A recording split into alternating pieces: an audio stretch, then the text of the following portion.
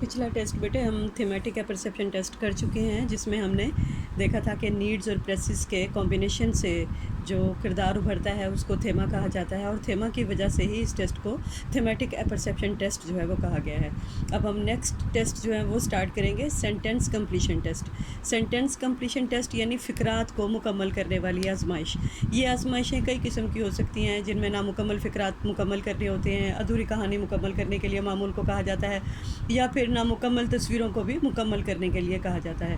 یعنی ایسی آزمائشیں جن میں معمول کو اپنے تخیل سے نامکمل چیزوں کو مکمل کرنا ہوتا ہے، ان کو کمپلیشن ٹیسٹ کہتے ہیں۔ لیکن عام طور پر جس ٹیسٹ کو سائیکولوجسٹ استعمال کرتے ہیں وہ راٹرز انکمپلیٹ سینٹینس بلینک ہے، یعنی راٹرز نے یہ ٹیسٹ بنایا، اسی لیے اس کے نام سے ہی اس کو راٹرز انکمپلیٹ سینٹینس بلینک کہا جاتا ہے، یعنی راٹرز کی فقرات کو مکمل کرنے والی آزمائش۔ یہ انتہائی سادہ سا ٹیسٹ ہے اور 40 نامکمل فقرات پر مشتمل ہے، اور معمول کو ان فقرات کو مکمل کرنے کے لیے کہا جاتا ہے۔ فقرات کو مکمل کرنے کے لیے 20 منٹ کا ٹائم دیا جاتا ہے، اور اس میں سادہ قسم کے فقرات ہیں، جیسے the happiest time, I hate my mother, at night, this school, sport, I wish, friends. یعنی اس میں آگے معمول کو اپنے تخیل سے، اپنی سوچ سے اس کو اسپونٹینیسلی جو بھی، یعنی 30 سیکنڈ کا ٹائم ہوتا ہے ایک فقرے کو مکمل کرنے کے لیے، تو جو بھی 30 سیکنڈ میں اس کے مائنڈ میں آتا ہے اس کو اس ٹیسٹ میں یہ اس کو بیان کرنا ہوتا ہے اور لکھنا ہوتا ہے۔ یعنی یہ ٹیسٹ جو ہے یہ بھی معمول کے تخیل کا ہی ٹیسٹ ہے۔ اور اس ٹیسٹ میں، یعنی یہ جو سادہ سا ٹیسٹ ہے، اس میں معمول کا جو جوابات جو بھی وہ دیتا ہے، ایک فکس مینول کے ذریعے ان کی اسیسمنٹ کر لی جاتی ہے۔ اور ٹیسٹ دینے کے لیے جو وقت کا تعین ہے، عموماً ٹیسٹ لینے والا معمول کی قابلیت، تعلیم اور وسائل کو پیش نظر رکھتے ہوئے، جو اس کے مسائل ہے اس کو پیش نظر رکھتے ہوئے کرتا ہے، لیکن عموماً اس کے لیے جو ٹائم دیا جاتا ہے وہ 20 یعنی منٹس کا ٹائم ہے، جو کہ اس ٹیسٹ کو کمپلیشن کے لیے دیا جاتا ہے۔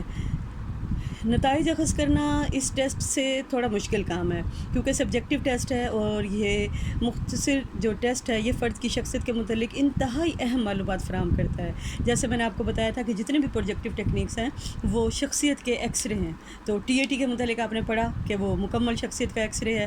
اسی طرح یہ ٹیسٹ بھی شخصیت کے متعلق انتہائی اہم معلومات دیتا ہے، لیکن اس آزمائش کی مدد سے نتائج اخذ کرنا مشکل ہوتا ہے، اس کی سبجیکٹیوٹی کی وجہ سے۔ اور یہ کام اس وقت اور بھی زیادہ مشکل ہو جاتا ہے جب امیدوار جواب دینے میں غیر سنجیدہ ہو، یا وہ جان بوجھ کر غلط معلومات فراہم کرنا چاہتا ہو۔